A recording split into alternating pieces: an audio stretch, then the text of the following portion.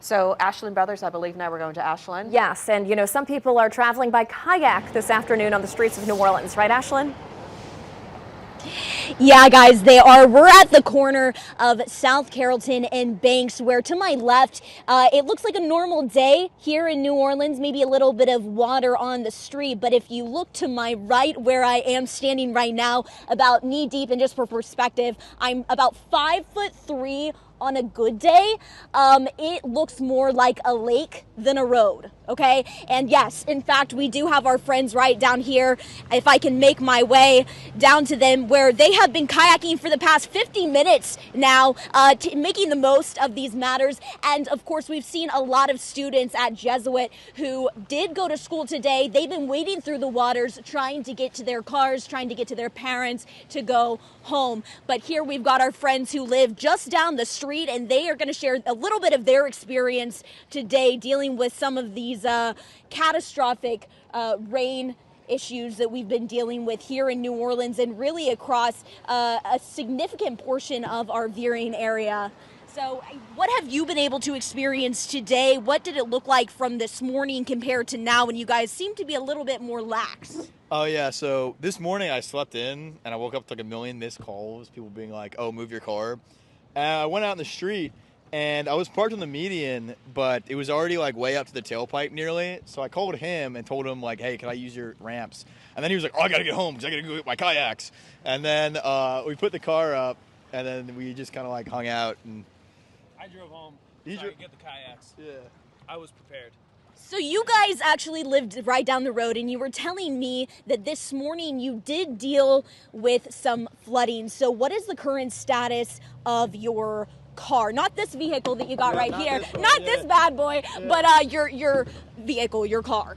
I think mine's good right now. Oh, I'm floating away. Hold on, wait 1 second. There we go. Win in NOLA. Yeah, win in NOLA. Yeah, so mine was almost a victim of the Bank Street Bayou, but I was able to like prop it up. So it's cool now. Some Jesuit kids helped me out. So they're very nice. But how was yours, Tim? I was at work, so I'm parked over there. Let me come to you right over here. So over there, was it bad? Oh, it wasn't bad at all. I got home from work and I just parked in the middle of South Carrollton. See, that's what's so interesting is you look around here and there's certain areas where the drainage is really good, but then you go just down South Carrollton, you come to Banks, and then you look in this direction right here and it's just completely flooded. You've got these low-riding vehicles, they're in the path of destruction, and there's just no way they're going to be able to get out until this water recedes.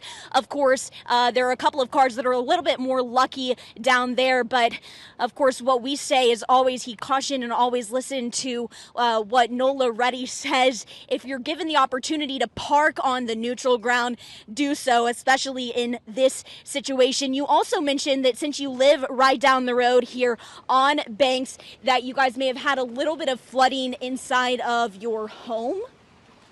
In our garage, yeah, but we live on the second floor, so we're good. I just kayaked right out the garage. What about your neighbors? Did any of your neighbors experience anything? Did you hear any stories of what they've been able to succumb to, if they've had any flooding inside of their homes, or if you guys really lucked out? So I think for the most part we lucked out, but we did cross past some Jesuit kids who had like Honda Accords, and I was like, man, you want me to come back with a jack? And he's like, no, it's dead. Like 2 separate occasions, their cars are just toast.